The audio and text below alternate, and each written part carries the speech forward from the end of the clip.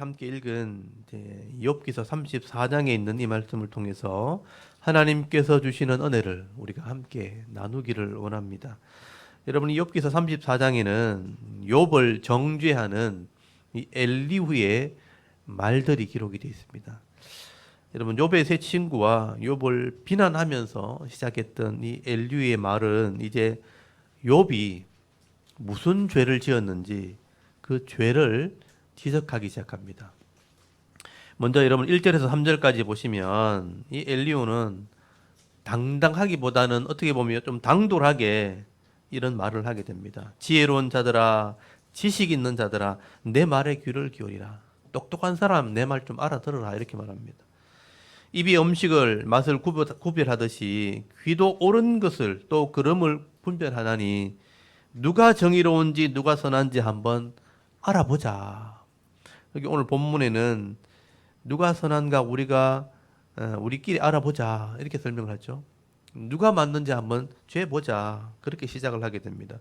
그리고 여러분 5절에서 9절까지 한번 보십시오. 욥이 했던 말을 이제 비꼬아서 얘기합니다. 욥이 먼저 했던 말을 비난하는 겁니다. 욥이 말하기를 내가 의로우나 하나님이 내 의를 부인하셨고 내가 정당함에도 거짓말장이라 하였고 나는 허물이 없으나 화살로 상처를 입었노라. 여기 보면 나는 할 때 욥이 하는 말이잖아요. 나는 의롭고 나는 정당하고 나는 허물이 없다. 욥이 그렇게 말을 했다는 겁니다. 여러분이 엘리후의 생각은 욥이 너무 지나치게 하나님 앞에 자기 의를 막 자랑했다는 거예요.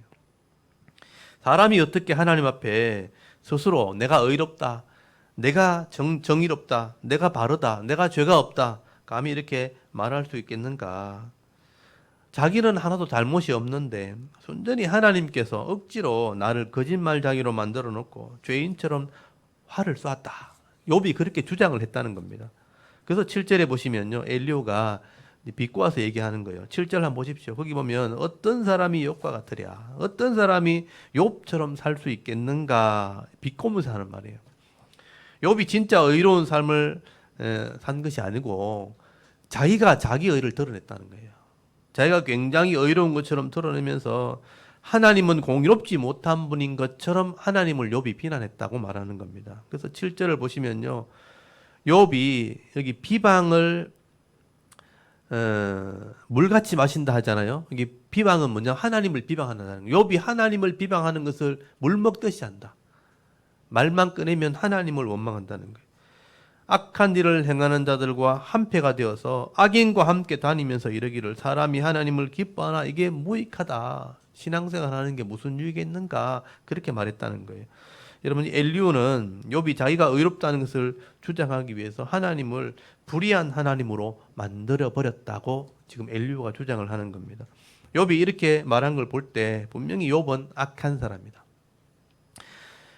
악한 사람과 함께 다니면서 하나님을 비방했다. 엘리후는 그렇게 생각을 한 거죠. 그래서 엘리후는요, 감히 네가 공의의 하나님을 무시해, 이렇게 하면서 자기가 알고 있는 지식을 동원하기 시작합니다. 그리고 하나님이 얼마나 공의로운 분인가 하는 것을 먼저 증명을 하게 되는 거죠. 여기서부터는 이제 엘리후의 하나님에 대한 지식입니다.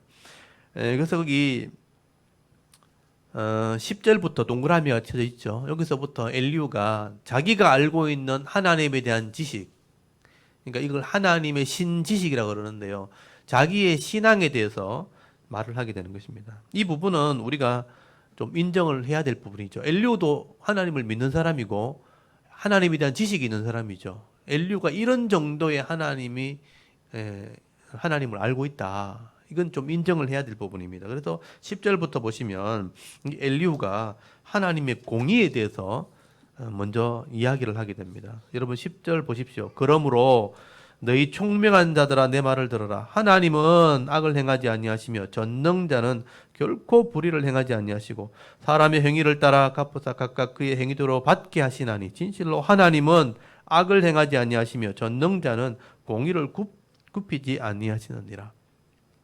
여기 하나님 할 때 엘이라는 단어를 쓰거든요. 그러니까 하나님, 신을 말할 때 쓰는 단어예요. 하나님은 전능자시다. 전능자다는 말은 샤다이라는 말이에요.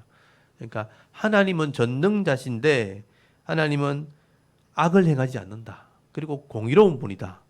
그리고 하나님은 악을 행하지 않고 공의를 굽게 하지 않는다. 이 두 번 반복을 하고 있어요.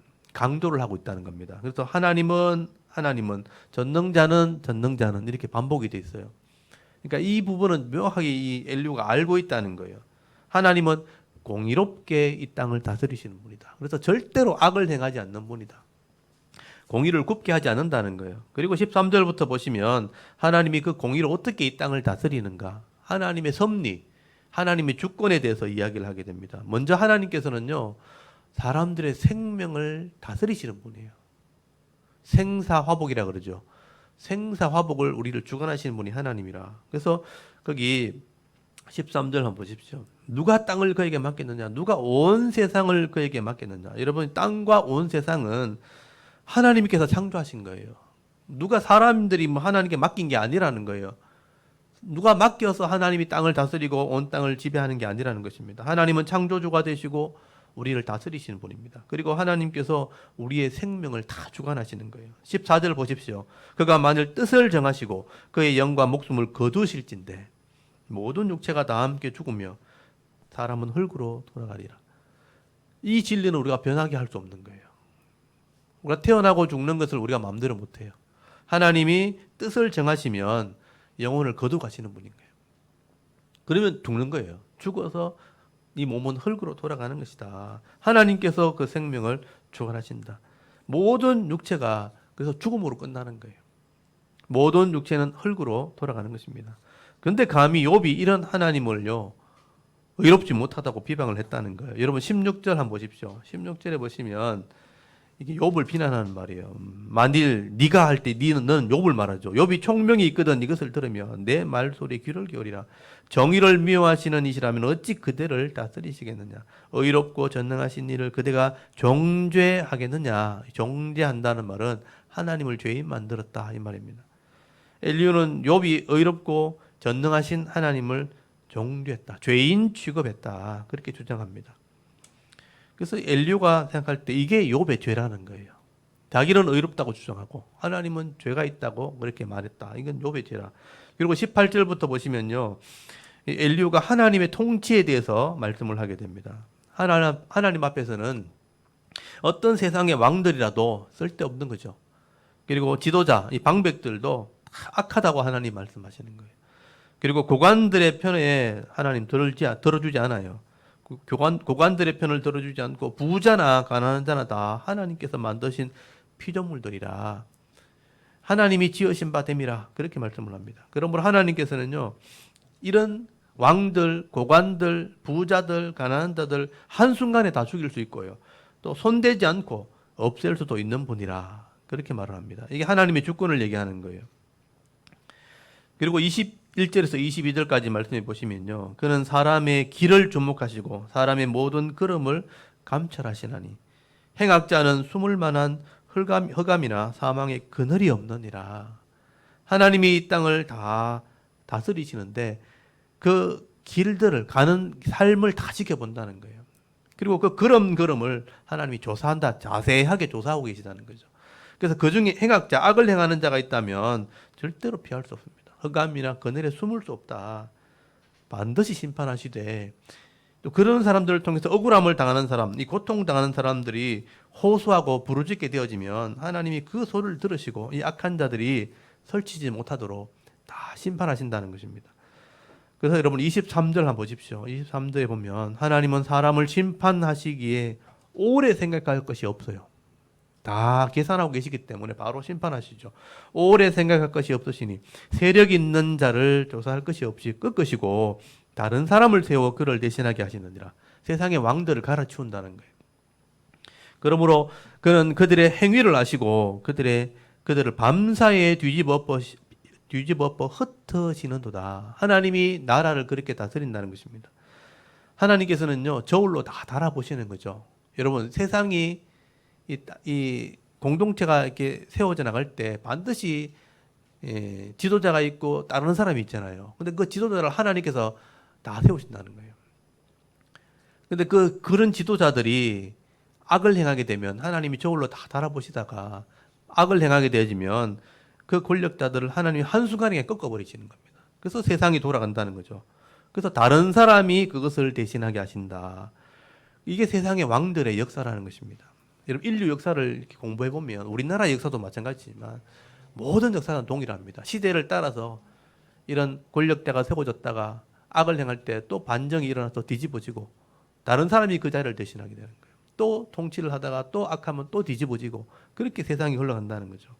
그래서 이게 밤사이에 이것을 뒤집어 엎으시기 때문에 밤에 이런 모략이 일어나고 이런 반란이 일어나는 거예요. 그래서 역사는 밤에 다 이루어집니다. 밤에 다 일어난다. 여러분 여기서 우리가 중요한 것 하나를 우리가 알 수 있는 것은 이게 엘리야가 지금 말할 때 왜 하나님께서 이런 악한 자들을 이렇게 뒤집어 엎으시고 또 왜 심판하시는가 그 이유를 지금 설명하는 거예요. 왜 하나님이 이런 악한 자들에게 권력을 주셨다가 그런 악한 자들을 또 심판하시고 그렇게 하시는가. 그 악한 자들이 하나님을 알지 못하기 때문에 바뀐다는 거예요. 여러분 26절이 굉장히 중요합니다. 그들을 악한 자로 여겨 사람의 눈앞에서 치심은 그랬죠. 심판하시는 이유는 그들이 그를 떠나 하나님을 떠나고 그의 모든 길을 깨달아 알지 못함이라.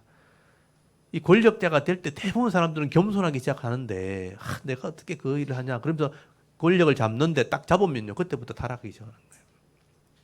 그 권력을 주신 분을 잊어버리는 거예요. 그를 떠나버리고 깨닫지 못하니까 교만해서 망하는 겁니다. 그들이 이와 같이 하여 가난한 자와 부르짖음이 그에게 상달하게 하며 빈궁한 사람의 부르짖음이 그에게 들리게 하느니라. 악정을 하니까 고통받는 사람이 나오잖아요. 권력을 가진 사람이 악한 정치를 하면 고통받는 사람이 나온다는 그 사람들이 정의를 부르짖게 되는 거예요. 여러분 이 악한 자들은요 권력을 가지게 되면 자기가 악하다는 것을 자꾸 잊어버린다는 거예요. 그래서 이 왕이 되면 자기가 왕이기 때문에 신처럼 생각하는 겁니다. 자기는 다 옳고 반대하는 사람은 다 잘못됐다, 악하다고 규정을 해버리는 거죠. 그래서 권력자들이요 권력을 잡으면 반대하는 세력들을 다 이제 제거해버리는 거예요. 자기 힘과 권력으로 자기 악은 가려버리고 상대방의 허물을 자꾸 드러내버리는 거예요. 그래서 그들을 심판하고 제거하는데, 근데 여러분 이렇게 세상의 권력자들은 그렇게 힘을 가지고 권력을 가지고 다스리다가 그걸 반대하는 세력이 또 반란을 일으키면 또 뒤집어지게 되는 거죠. 그래서 절대 권력은 반드시 부패하게 된다. 이게 세상의 이치입니다. 절대 권력을 가져버리면 절대 타락하게 되어 있는 게 인간의 본성이라는 것입니다. 그래서 세상의 권력자들은 천년 만년 갈 것 같지만 인류 역사를 살펴보면요 그렇게 오래 가지 않습니다. 그래서 여러분 이런 말 들어보셨어요? 권불 10년 그리고 화무 백일홍 이런 말 들어보셨어요? 권력이 10년을 가지 않는다. 권불 10년이란 말이 있고 화무 백일홍 붉은 꽃은 열흘을 가지 않는다. 이게 권력을 비유하는 말입니다. 세상의 권력자들이 절대 권력을 가지면 그게 천년만년 갈 것 같지만 사실은 10년을 넘어가지 않는다는 거예요. 그래서 왕들의 역사를 살펴보면 10년을 넘긴 왕이 거의 많지 않습니다. 권력은 뒤집어지고 금방 심판을 받게 되는 거죠. 그래서 이런 악한 권력자들 때문에 가난한 자들, 빈궁한 자들이 부르짖게 되어지고 백성들은 정의를 외치고 공의를 외치게 될 때 하나님이 그 정의와 공의를 들으시고 심판하시고 뒤집어 엎으십니다. 어떻게 보면 이게 인류의 역사라고 할 수 있는 것이죠. 하나님께서는 모든 인류나 모든 민족들을 이렇게 다스리신다. 여러분 29절 한번 보십시오. 주께서 침묵하신다고 누가 그를 정죄하며 그가 얼굴을 가리신다면 누가 그를 배울 수 있으랴. 그는 민족에게나 인류에게나 동일하시나니 그랬죠. 이는 경건하지 못한 자가 권세를 잡아 백성을 올가매지 못하게 하려 하심이니라. 이건 굉장히 중요한 말입니다. 이 땅의 권력자들이 계속 반복되는 이유. 그걸 연구하는 사람도 있어요. 권력자가 한번 권력을 잡으면 이게 계속 가야 되는데 왜 자꾸 뒤집히는가. 그래서 인류가 그렇게 변해가거든요. 모든 역사가 그래요. 근데 오늘 본문에 보시면 하나님께서 침묵하시는 것처럼 보인다는 거죠. 얼굴을 가리신 것처럼 없는 것처럼 보이지만 실제는 그렇지 않다는 것입니다. 그래서 긴 역사를 살펴보면 하나님께서 반드시 이런 악한 자를 심판해 나가시는 것입니다. 그래서 우리가 역사를 살필 줄 알아야 되는 것이죠. 그래서 이런 역사를 보면서 하나님은 침묵하지 아니하신다. 얼굴을 가리는 것 같지만 그렇지 않다. 그렇다면 하나님을 어떻게 볼 수 있겠는가? 민족이나 인류를 하나님께서 동일하게 이렇게 다스리시는데 어떻게 다스리시는가? 여기 30절에 경건하지 못한 자가 권세를 잡아 백성을 올가매지 못하게 하신다. 이게 하나님이에요. 권력을 가진 사람이 백성을 올가매지 못하도록 그걸 뒤집어 엎으시는 분이죠. 이게 역사의 진리라는 것입니다. 여러분, 이 엘리오는요, 하나님께서 이 땅을 아무렇게나 다스리지 않는다는 것을 말씀을 하게 됩니다. 반드시 이런 악한 부자, 이런 악한 권력자는 심판하시고 이 가난한 자들과 의로운 자들의 기도와 호소를 반드시 들어주시는 분이 하나님이라. 이게 엘리오에 대한 하나님에 대한 신앙이에요. 근데 엘리오가 욥에게 지금 하고 싶은 말이 뭐냐 하면 욥이 지금 고난을 당하고 있잖아요. 네가 부자였지. 근데 그게 악한 부자였다는 겁니다. 그래서 지금 고통을 당했다는 거예요. 네가 지금 하나님께 호소하고 부르짖지. 하나님 안 듣지. 네가 의롭지 못하기 때문에 하나님이 호소를 안 듣는 것이라. 반대로 얘기하는 거죠. 여러분, 악한 권력자는 하나님 심판하시고 의로운 기도는 들으시는 분인데 욥이 지금 망했잖아요. 네가 악한 부자 아닌 거다. 아니, 네가 정의로운 부자가 아니다. 악한 부자였기 때문에 네가 심판을 받은 것이고 네가 아무리 기도해도 회복이 되지 않는 이유는 네가 의로운 사람이 아니기 때문에 네 기도와 응답도 대답이 없는 거다. 응답이 없는 것이다 라고 말하는 것입니다. 그래서 엘리후는요, 네가 하나님 앞에 의롭다고 말만 하지 말고 너의 죄를 한번 고하고 회개해라. 회개 한번 해봐라. 그래서 여러분 31절부터 32절까지가 욥에게 엘리후가 진짜 하고 싶었던 말이에요. 거기 31절부터 단락이 나눠지죠. 30절 위에는 엘리후의 하나님에 대한 신앙이고요. 31절부터는 욥에 대한 책망입니다.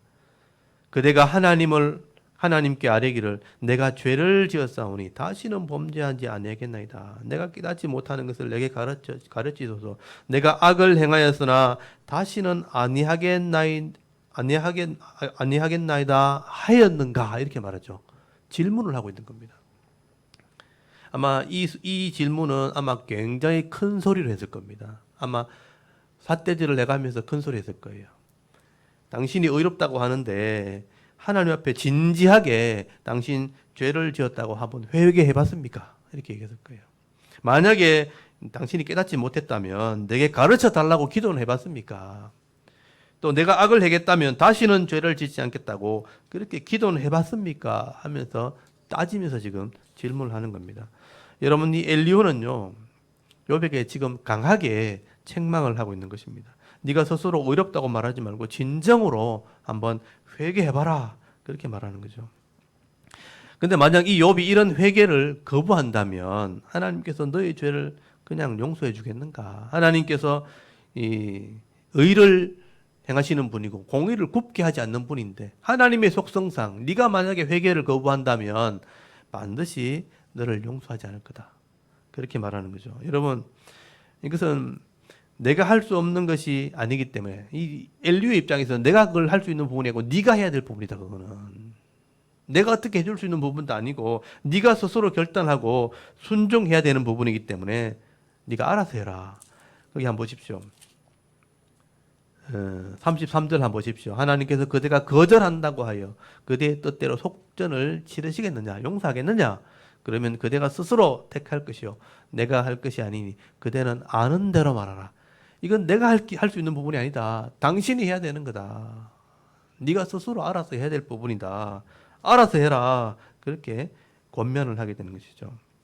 근데 여러분, 욥이 이렇게 엘리후가 이런 말을 하게 될 때 이 말을 듣고 나이가 굉장히 많은 욥의 입장에서는 마음이 상하는 거죠. 그리고 이 엘리후의 말을 듣고 인정하지 않습니다. 그리고 강하게 엘리후의 말을 반박을 하게 되고 강하게 변론을 제기할 때 이 엘리후가요 거기서 또 독설을 내뱉기 시작하는 거예요. 근데 여기서부터 이제 엘리후가 잘못한 거예요. 이까지 말했는 것은 엘리후의 권면이기도 하고 지혜의 말일 수 있어요. 근데 이 욥이 굉장히 반박을 하게 되어질 때에 독설을 내뱉게 됩니다. 그래서 이 34절부터 나오는 말씀이 나오는데 이 말부터는 독설, 말 그대로 독한 말이죠. 사람을 사람에게 독이 되게 하는 말인데 이게 엘리후의 실수라고 저는 생각을 합니다. 여러분 34절부터 35절까지 말씀을 보시면 슬기롭고 지혜로운 사람이면 내 말을 듣고 이렇게 말한다는 것입니다. 욥이 무식하게 말하고 그 말이 지혜롭지 못하다 하리라. 욥이 여기 반박하는 말은 기록되어 있지 않지만 분명히 반박을 했다는 거예요. 그래서 이제 이 엘리후가 다른 사람들의 의견을 끌고 와서 지금 욥을 비난하는 것입니다. 나뿐 아니고 다른 사람들이 당신 말을 들어보고 욥의 말은 무식한 말이라고 말한다는 거예요. 너는 지혜가 없이 그렇게 말한다. 지혜롭지 못하다라고 다른 사람 다 그렇게 말한다라고 다른 사람의 의견을 끌어들인 겁니다. 그리고 이 엘리후는요, 욥이 악한 자이기 때문에 보니까 끝까지 당신을 시험 받아야 깨닫겠다고 독한 말을 하게 되죠. 이런 36절을 한번 보십시오. 나는 욥이 끝까지 시험 받기를 원하노니 이는 그 대답이 악인과 같음이라. 참 이 독한 말입니다, 이게. 여러분 어려움 당한 사람 앞에 회개하지 않는다고, 돌아오지 않는다고, 갈 때까지 가라 이런 식으로 말하는 거죠. 이게 진짜 독한 말입니다. 그러니까 네 대답이 악인 것 같다는 것은 정죄하는 거예요. 네가 말하는 거 보니까 완전 악한 사람이네. 그러니까 이 욥이 악해서 악하다고 말하는 게 아니에요. 내 말을 인정하지 않는다는 거예요. 보통 대화할 때 자기 말을 인정하지 않으면 진짜 나쁜 사람이래 이렇게 얘기하는 거예요. 그 사람이 옳고 그름을 떠나가지고 내 말을 안 듣는다고. 그래서 회개의 모습이 보이지 않는다고. 이 엘리후가 원하는 대답을 하지 않는다고. 그 모습만 보면서 악한 사람이라고 얘기하는 거예요. 자기 기준에서 악한 것이죠. 그러니 너는 끝까지 한번 시험을 받기를 원하노라. 여러분 네가 고생을 덜 해봐서 그렇지 더 고생을 해봐야 깨닫겠대. 이거 진짜 나쁜 말이죠. 독한 말을 하게 되는 것입니다. 그리고 37절 한번 보십시오. 그가 그의 죄에 반역을 더하며 우리와 어울려 손뼉을 치며 하나님을 거역하는 말을 많이 하는구나 하면서 말이 끝나죠. 그러니까 정죄를 하는 것입니다. 여러분 엘리후의 생각은요, 욥이 죄인임에도 회개를 하지 않는다는 거예요. 회개하기는커녕 여기 반역을 더했다는 거예요. 또 여기 보십시오. 죄에다가 반역을 더하며 거기다 손뼉을 쳤다는 거죠. 여러분 이 중동지방에서 손뼉을 친다는 것은 뭐냐 하면 강하게 어필하는 거예요. 막 대드는 편이에요. 손뼉을 치면서 막 먼지를 날리면서 그렇게 대접하거든요. 손뼉을 치면서 하나님을 대적하고 하나님께 거역하는 말을 많이 한다는 말은 계속 그렇게 하나님을 대적하는 말을 쏟아놓는다라고 종죄를 하는 것입니다. 여러분 이 정도까지 되면요, 이것은 욥을 위로하는 게 아니고 서로 싸우는 거예요 지금. 여러분 엘리후는 좋은 말로 좋은 의도로 시작을 했는데 결론은 가보면 서로 목살을 잡고 싸우는 그런 분위기인 거예요. 막 대적을 하고 막 싸우는 그런 모습으로 마지막의 모습을 나타내는 것을 보게 됩니다. 여러분이 엘리후라는 사람은요, 나이도 어린 사람인데 욥에게 당돌하게 그렇게 이야기를 하는 거예요. 우리 식으로 말하면 못되게 말한다는 거예요. 이게 느껴지는지 모르겠어요. 이걸 잘 이렇게 본문의 의미를 잘 보시기 바랍니다. 어떻게 보면 이게 엘리후의 부족함이라는 것입니다. 여러분 욥은 분명히 하나님께 인정을 받았던 동방의 의로운 자였습니다. 이건 여러분도 아시죠? 동방의 의로서 하나님께 칭찬을 들었던 사람입니다. 그런데 엘리후는요, 그걸 인정하지 않는 거예요. 하나님께 의인이었고 하나님께 인정받았다는 것 자체를 엘리후가 무시해버린 거죠. 이걸 무시해버리니까, 그러니까 사람들에게 들은 말만 가지고 나타나는 현상만 가지고 과장되게 해석하고 자기 주장을 하게 돼버리는 것이죠. 이게 실수라는 겁니다. 우리가 흔히 할 수 있는 실수, 이런 것들이 바로 엘리후의 실수라는 거죠. 그래서 저 사람 말 이렇게 하는 말 이렇게 떠도는 말만 들어보는 거예요. 그러니까 나타나는 현상만 보고 아니 얼굴 외모만 보고 판단해 버리는 거예요. 이래 말 들어보니까 저 사람 진짜 나쁜 사람이네. 아니 실제로 들어보지도 않고 경험해 보지도 않고 확인도 안 해보고 그냥 외모만 보고 그렇게 판단해 버리는 거, 그게 실수라는 것입니다. 그래서 마치 자기가 하나님인 것처럼 지금 얘기하는 거예요. 지금 오늘 34장부터 뒤에 쭉 들어보셔도 알겠지만 자기 지식, 신앙은 분명한 거 맞는데 욥에 대해서 말할 때는 자기가 하나님인 것처럼 하나님께서 다 들으시니 좀 진지하게 회개 좀 해봐라. 당신 죄 있는 거 분명하잖아. 하나님께 들어줄 거니까 회개해라. 너무 쉽게 이렇게 권면을 하게 되는 것입니다. 여러분 이게 우리가 실수할 수 있는 부분이에요. 우리가 교회를 섬기거나 사람들을 이렇게 만날 때 이런 것을 경험할 때가 있죠. 잘못된 거 지적할 때. 분명히 이제 잘못된 건데 그걸 지적하면서 사람들을 책망할 때 우리가 흔히 이런 실수를 하게 되는 것입니다. 그래서 저는 오늘 이 34장, 욥기서 34장 말씀을 이렇게 보면서 인류가 욥을 책망하는 이런 말씀을 딱 들으면서 이제 욥의 이런 마음들을 헤아리게 되는 거예요. 그리고 신약에 보면 사람들을 권면할 때 하시는 교훈들이 있습니다. 저는 사도 바울의 권면을 생각을 하게 됩니다. 여러분 사도 바울이 너희 중에 혹시나 죄를 지은 사람이 있다면 허물 있는 사람이 있다면 그 사람을 책망할 때 그냥 하지 말라고 돼 있어요. 온유한 마음으로 바로 잡아줘라. 무엇보다 네가 하는 그 말 앞에 너도 조심해야 된다. 사람을 책망할 때는요, 잘못된 걸 책망하자는 거잖아요. 근데 그 책망하는 말을 나도 들어야 되는 거예요. 근데 그렇게 하지 않는다는 거예요. 우리 성경을 한번 찾아볼까요? 갈라디아서 6장을 한번 찾아보십시오. 사도 바울이 갈라디아 교인들에게 책망하는 말인데요. 한번 들어보시겠습니다. 신약 성경 309페이지. 갈라디아서 6장 1절에서 2절까지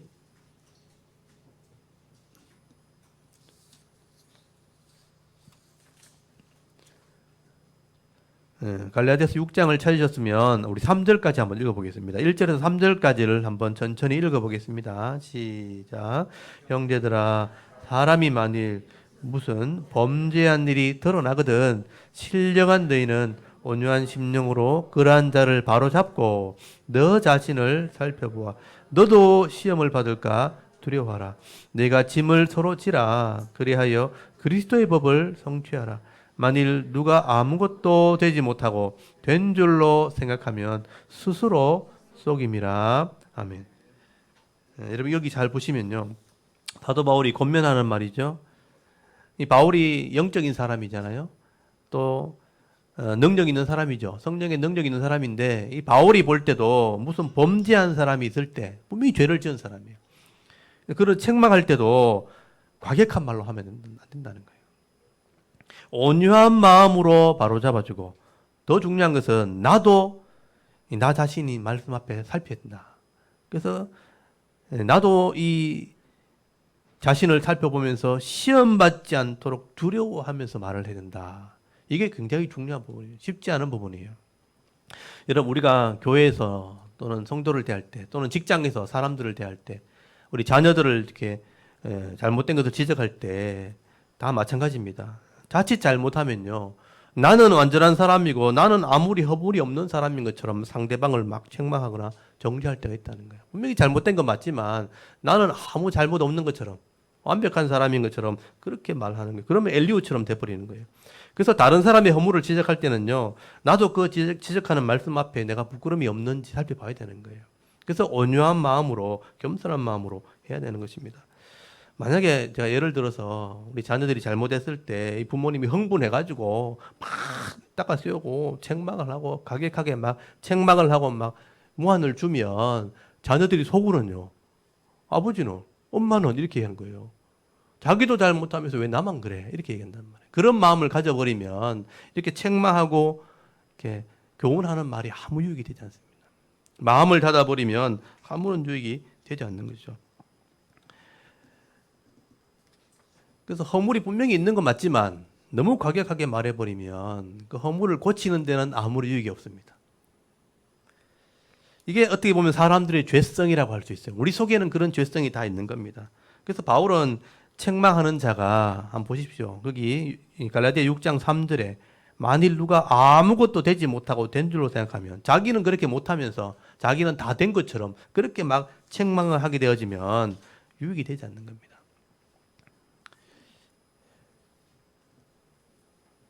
그래서 내가 교만하게 사람들을 정죄하게 되어지면 나도 못하는 거잖아요. 그럼 나도 나를 속이는 게 되는 거예요. 자기도 못하면서 남을 하라고 시키는 꼴이 돼버리니까 유익이 되지 않습니다. 그래서 다른 사람이 잘못을 지적할 때는 온유한 마음으로, 사랑하는 마음으로 그것을 바로 잡아주는 것이 필요하다. 이게 오늘 우리에게 교훈이 되는 것입니다. 그래서 여러분이 온유한 마음을 그러면 우리가 어떻게 가지게 될까? 여러분, 온유한 마음이 우리에게 굉장히 중요한 거죠. 이게 성령의 마음입니다. 성령의 열매입니다. 온유가 바로 성령의 열매예요. 그러니까 하나님의 마음이라고 할 수 있고 예수님의 마음이라고 할 수 있습니다. 예수님께서 그렇게 말씀하셨죠. 많이 들어보셨을 거예요. 나는 마음이 온유하고 겸손하니 내게 배우라. 들어보셨죠? 이게 어디 나온지 말씀 좀 아세요? 마태복음 11장 28절 29절에 나오는 말씀이에요. 이거는 여러분 꼭 기억하시면 좋겠어요. 수고하고 무거운 짐진 자들아 다 내게로 오라. 내가 너희를 쉬게 하리라. 들어보셨죠? 그 뒤에 나오는 말이에요. 수고하고 무거운 짐진 자들아 다 내게로 와라. 왜 그렇게 말씀하시냐? 나는 마음이 온유하고 겸손하니 내 멍에를 메고 내게 배우라. 이렇게 돼 있어요. 그래서 여러분 예수님은 마음이 온유하다고 돼 있죠. 내 멍에를 메고 내게 배우라고 돼 있어요. 내 멍에가 뭐냐? 하나님 말씀이에요. 이 말씀을 통해서 내게 배우라. 여러분 온유한 마음은 우리 인간의 속성상 그냥 생기는 게 절대 아니라는 거예요. 배워야 된다는 거예요. 누굴 통해서 배워야 돼요? 악한 사람 옆에 있으면 악을 배우게 되는 거예요. 우리 자녀들이요. 친구를 만날 때 악한 생각을 하는 사람, 악한 말을 하는 사람 옆에 있으면요. 배우기 싫어도 저절로 그렇게 돼버려요. 그래서 친구가 중요한 거예요. 가정은 같이 살잖아요. 근데 악한 말을 자꾸 들으면 그걸 나도 모르게 배워버리는 거예요. 그래서 온유함을 누구한테 배워야 되겠어요? 말씀을 통해서 배워야 되는 겁니다. 그래서 제가 이 성경을 읽을 때마다 이 성경 속에 있는 하나님의 마음, 하나님의 심정을 좀 보실 수 있어야 된다. 저는 성경을 통해서 다른 거는 이렇게 역사적인 사실이잖아요. 근데 더 중요한 것은 그런 역사적인 사실 가운데 하나님이 어떻게 일하시는가. 그러니까 하나님의 심정을 배우는 거예요. 하나님 마음을 배우는 겁니다. 하나님께서 말씀을 하셨는데 말 안 듣는 사람이 얼마나 많아요. 하나님을 대적하고 하나님을 믿지 않으니까 하나님께 악을 행하고 몰래 악한 계획을 세워가지고 아무도 사람이 안 보는 것처럼 죄를 짓는데 하나님 다 보고 계신단 말이에요. 근데 그거 볼 때 하나님이 얼마나 속이 상하겠어요. 근데 그걸 하나님이 다 받아주시는 거예요. 그게 온유한 마음이에요. 그러니까 하나님의 마음을 보면서 우리가 배우는 거죠. 아, 사람이 똑같구나. 나도 악하지만 상대방도 악한 거죠. 근데 그걸 이해하고 받아들려면 넓은 마음이 있어야 되는 거죠. 근데 그게 없으면 서로 대적을 하게 되는 거예요. 근데 온유한 마음을 배워야 되는데 어디서 배워야 되는가? 말씀을 통해서 배워야 됩니다. 하나님 마음을 통해서 배워야 되고 예수님 마음을 통해서 배워야 되고 또 성령을 통해서 우리가 배워야 되는 것입니다. 제가 한 곳만 더 찾아보겠습니다. 여러분 디모데후서 2장을 한번 찾아보십시오. 디모데후서 2장. 신약에 가면 이런 부분을 설명을 해놓았습니다. 디모데후서 2장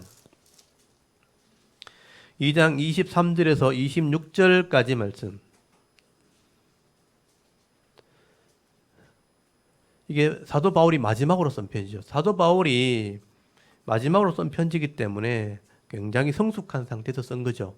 그래서 디모데후서 2장 23절에서 26절까지를 한번 읽어봅니다. 23절부터 읽겠습니다. 시작. 어리석고 무식한 변론을 버리라. 이에서 다툼이 나는 줄을 알미라. 주의 종은 마땅히 다투지 아니하고 모든 사람에 대하여 온유하며 가르치기를 잘하며 참으며 거역하는 자를 온유함으로 훈계할지니 혹 하나님이 그들에게 회개함을 주사 진리를 알게 하실까 하며 그들로 깨어 마귀의 올무에서 벗어나 하나님께 사로잡힌 바 되어 그 뜻을 따르게 하실까 함이라. 아멘. 지금 바울이 디모데에게 권면하는 거예요. 젊은 디모데에게. 바울이 지금 이 디모데 후서를 쓰는 것은 순교 직전에 썼기 때문에 성숙할 만큼 성숙해서 이 편지를 쓴 거예요.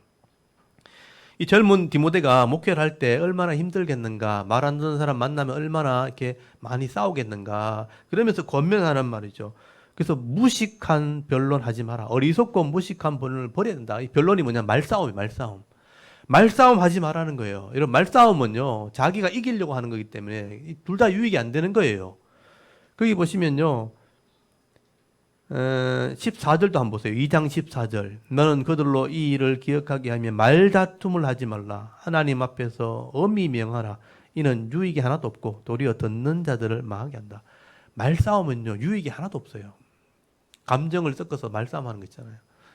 성도들도 그렇고 이 교육자들도 마찬가지고. 그래서 지금 주의 종이라고 돼 있잖아요. 그럼 성도들도 마찬가지입니다. 말싸움은 버리라. 변론은 무식한 변론 하지 말고, 여기서 다툼이 다 일어난다는 거죠. 말 한마디 때문에 싸움이 벌어지는 거예요, 사실은요. 말 한마디 했는 것 때문에 막 비계 날아가고 쟁반 날아가고 막 이렇게 하는 거예요. 그러니까 말싸움 하지 말고 24절 주의 종은 마땅히 다투지 아니하고, 여기 보십시오. 모든 사람에 대하여 온유하며 가르치기를 잘하며 참으며 거역하는 자, 잘못한 사람을 온유함으로 훈계하라고 돼 있죠. 이게 중요한 겁니다. 여기 모든 사람이라고 돼 있잖아요. 모든 사람. 이게 중요한 거예요. 내가 아는 사람만 하는 게 아니에요. 내가 좋아하는 사람뿐만 아니고 모든 사람. 가족들도, 또 직장의 동료들도, 아니면 성도들도 누구든지 만나면 잘못된 게 다 보이거든요. 그럴 때 어떻게 되는가? 모든 사람을 이게 온유하며, 모든 사람을 대할 때 온유하며 가르치기를 잘하며 참고 거역하는 자, 잘못한 사람을 온유함으로 훈계하라. 이게 왜 중요하면요, 훈계하게 되어지면요, 사람이 마음이 열리는 거죠. 내가 이렇게 온유함으로 얘기할 때 마음이 열리는 거죠. 마음이 열릴 때 하나님이 그를 회개시키는 거예요. 여기 잘 보십시오. 25절에 거역하는 자를 온유함으로 훈계하면 그 사람 마음이 열릴 때 혹 하나님이 그들에게 회개함을 주사 진리를 알게 하실까 하며, 하나님이 회개시키는 거예요. 내가 회개시킬 수 없잖아요. 일단 마음이 열려야 하나님이 회개시킬 수 있는 거죠. 근데 내가 막 천불나게 말해버리고 속 뒤집어 놔버리면 하나님이 회개시키려고 해도 안 하는 거예요. 내가 왜 해? 안 해. 이렇게 하는 거죠. 여러분, 우리가 속을 뒤집어 놔버리면 하나님이 회개시키고 싶어도 하나님 할아버지도 안 돼요. 그러니까 온유함으로 대해줘야 하나님이 회개시킬 수 있어요. 그리고 26절 보세요. 그들로 마귀의 올무에서 벗어나 하나님께 사로잡힌 바 되어서 그 뜻을 따르게 한다는 거죠. 만약에 회개하지 않으면요, 마귀에게 사로잡히는 거예요. 더 악하게 됩니다. 여기서 풀려나서 하나님께 사로잡혀야지만 하나님의 뜻을 따라가는 사람이 된다는 거예요. 그 출발이 뭐냐면 내가 온유함을 대하는 거예요.